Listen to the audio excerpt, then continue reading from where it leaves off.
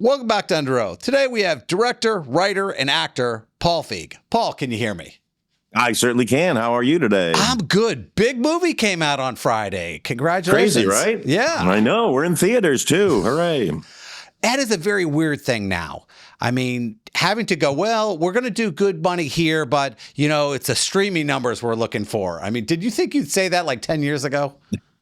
Certainly not. I am a movie theater person. I mean, my last three movies have been streamers just because of COVID and all the situations around that. But I just could not wait to get back in theaters. I engineer my movies for audiences to have a group experience, to be very interactive with. And so the fact that we're back in theaters, I could not be happier. I loved one of your earlier works. I mean, it's haunted by it. It's so good. I've watched a series a bunch of times. Freaks and Geeks. I mean, possibly I would say one of the top 10 television releases ever. And I mean, it holds like no other show I know. Yeah, I really am happy that it stands the test of time. I mean, it's almost 26 years old now. And I think it's because we really made it about the characters and not about the time that it was set in, because, the issues you go through as a teenager, I think are pretty universal no matter when it is. It's just the culture around you changes. But I just wanted to make sure to be able to use the touchstones of the culture, like the great music and all that, but then not make it sort of about the artifice of the 80s and all that, and just keep it about these kids. I think what was one of the amazing things is the casting of that show. I mean, how many people wound up having careers later after that show? That doesn't happen. I know, it's crazy. It's really, when you're going to cast a show with kids, you always worry, are we about to ruin their lives or not? But, every one of them, we saw a million kids for that, but everyone that you met who was going to be a cast member just had something about them. You're like, there's a deep talent here. These are really smart people. I mean, I love that concept, but I also love how you move in and out of different shows. I mean, you go from comedy now to, let's call this a thriller, The Housemaid. Yeah. I mean, how would you characterize Housemaid in comparison to, I mean, it's not a horror movie. I mean, what would you call it? I mean, to me, I feel like all my movies are kind of comedies. Just some of them are really, really dark. It is a thriller first and foremost. I'm very into genres. If you look at my filmography, if I may use that word, I definitely play in a lot of genres because I love genre movies. I think because genre movies are there to entertain. They're not there to win awards. They're not there to do anything. They're there to make you have a good time in whatever genre it is. And so I just like to go into that genre and figure out how can I stay true to the genre, but still bring the fun to it, because I love old Hitchcock movies, and Hitchcock movies work so well because they're so suspenseful and they're scary and all that stuff, but they're also kind of fun, and there's funny characters and there's funny moments. That's what I want. I don't like any movies that take themselves so seriously that there's no room for the audience to have a good time. Now, when you talk about a movie like this, when you watch the trailer and everything else, you're going, is this a Fatal Attraction thing? What are we dealing with here? I mean, why don't you give a little quick synopsis so we don't ruin the movie for everybody? But I'm sure a lot of people can't wait to see it. Yeah, it's fun. I mean, because there's so many twists and turns, and that I never want to give those away. But all I can say is it's basically about this young woman played by Sydney Sweeney, who's kind of down on her luck, living out of her car, and so she gets an interview with this very rich family to be their housemaid, and kind of pretends that she's doing better than she is. And the family seems perfect. It's Amanda Seyfried is the woman in the house, and then her husband is Brandon Sklenar, and they seem like the perfect couple, and then everything goes completely wrong. There's a lot of good-looking people. I mean, I'm not saying your cast is a good-looking cast. I mean, Brandon's supposedly being looked at Batman. You got, I mean, it's crazy who you have. I mean, it just Michele Moroni, this gorgeous Italian actor. No, I was the ogre who walked on the set amongst all these beauties. I was the beast on the set. But it's really I mean, it's just almost like a bonus that they're so beautiful because they're so talented. It's kind of crazy how deep their talent is and how they just took these characters and took this really great, this book that is based on is great, and we had a great, as Rebecca Sunshine did a great adaptation of the script, but then they took that material that was really good and just elevated it to the next level. I love when you take a movie and you actually think about it. I mean, it's hard to say, but a lot of movies now, it's like they're just running forward and then the movie comes to an end. So I like these twists. I like when there's a good, solid story to it. How tough is it when you have this great book and to break it down into 2 hours? You can't read the first 2 chapters in 2 hours. Yeah. Yeah, I mean that's always the problem, especially with a book that is as popular as this one. Has been on the bestseller list for 2 years straight. It has a lot of fans. You just got to go in and really, I love to have. Well, I was lucky because Rebecca Sunshine had already written her first draft of the adaptation when I read that, and I thought it was really great. And then I went back and read the book, and so I was able to go. She already cherry picked the main things you need. Now we can have a little bit of room to add back some of the things that I think the readers and an audience who hasn't even read the book would really react to. And so that was fun. And then we were also able to add things that aren't in the book so that people who think they know the book come in and still have a surprise experience with a few extra twists that they weren't expecting. Now, when you get the opportunity to do something, I'm sure your agent comes to you and says, hey, listen, they want you to do this, they want you to do that. How tough is it for you to turn something down, for you to go, well, I know this is going to make money, but this isn't what I'm really feeling today? I mean, generally, if I think it's going to be like something that could be really popular, I'll try to make myself want to do it. But I've had a couple of things, I won't even say what they are, but a couple of things that went on to be very big that I turned down. And I don't have any regrets that I turned them down because I go, what I saw them do, I don't think I could have done that. Filmmaking is such a specific thing. And if you don't have the energy for it, meaning the creative energy for it, and you don't see it right when you first read it, I always think that's a danger sign. And I never want to force myself to do something that I think somebody else could do great at that I might not do as well at. So, it's like literally it's like picking a spouse, because you are going to live with this thing 24 hours a day, 7 days a week. It's in your dreams. It's all you think. It's all you eat and breathe. Making a movie is a very intense experience, but very satisfying if it works out well. When you talk about the control and being able to direct the movie the way you want to with the right energy, I'm always amazed at how there's so many different techniques and ways a director motivates his actors. Some don't say anything. Some are hyper focused. I mean, where do you fall in between those two? I try to get out of their way. I'm very much about the casting is a huge part. So once I have the cast, I know they're going to be good in the roles, and then it's adjusting the script to what they do. So by the time I get to the set, it's a good fit. So I want to get out of their way. So I don't rehearse or anything. We just get the set. I kind of set up the cameras, and then I just, let's just start. And they'll go and they'll do what they do. And then in my head, I'll usually have like, I want something different than what they're doing or something extra to what they're doing. And so then I just slowly give like one direction at a time. Like, let's try it again and try this, so I'm trying to slowly move them towards what I think I want. And so by the time I get to that point, I've got like 10 different takes that are all very, incrementally different. And then I have all that for when I go in the editing room to figure out, was I right? Were they right? And most of the time they're right. I mean, usually their early instincts are exactly what I should do. Although my favorite situation is if I move them all the way to something, and then when I say, okay, we got it, and they go like, oh, I have an idea. Can I do one more? That's usually kind of the greatest, because now they've synthesized both their ideas and my ideas into something that hopefully is kind of the best version. Now, when we talk about directing, I hear these horror stories about a director going, I've got to give a note. I don't know how to do this without offending the actor. I mean, without mentioning any actors, what do you think the toughest note you ever had to give was when you're going, oh, God, I got to tell this person? Well, it was more when I was directing television, where as a director, a lot of times you're sort of under the thumb of the showrunner or the writer.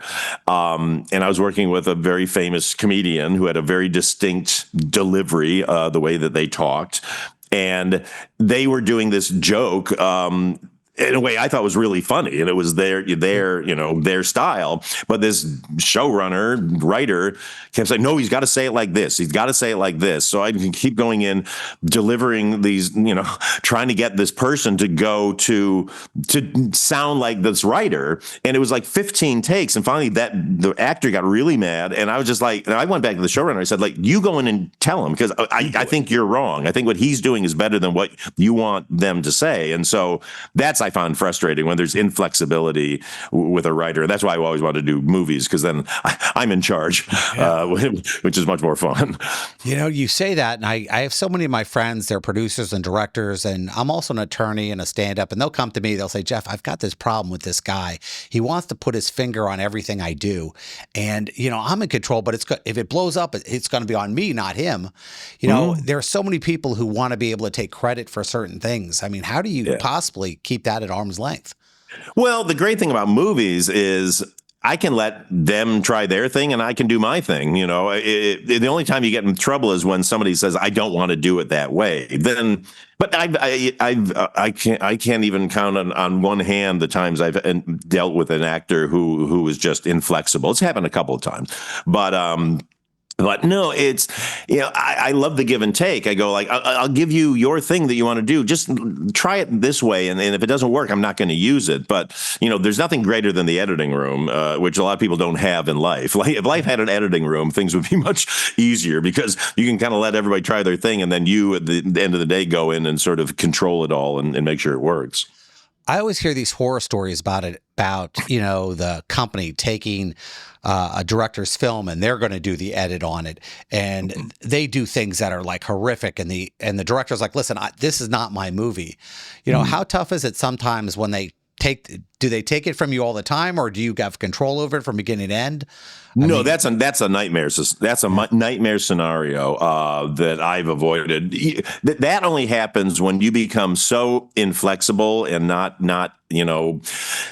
collaborative with the studio that you just stonewall. Then they will take it away. But that's really, that's a bad situation. Harvey Weinstein is always famous for going and cutting his own version of movies behind people's backs, and that's terrible.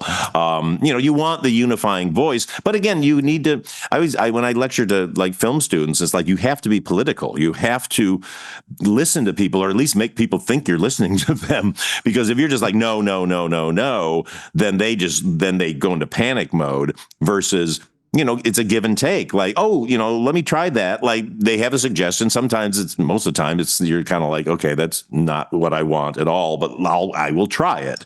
And if you go, look, we tried it and it doesn't work, and they see that you tried it, then it's like, it's fair. Everybody wants to be heard is the thing. And the minute you don't let people be heard and don't let them do their job, which is their job is to give you ideas and kind of, oversee you, then you're in trouble. So you just got to be political about it.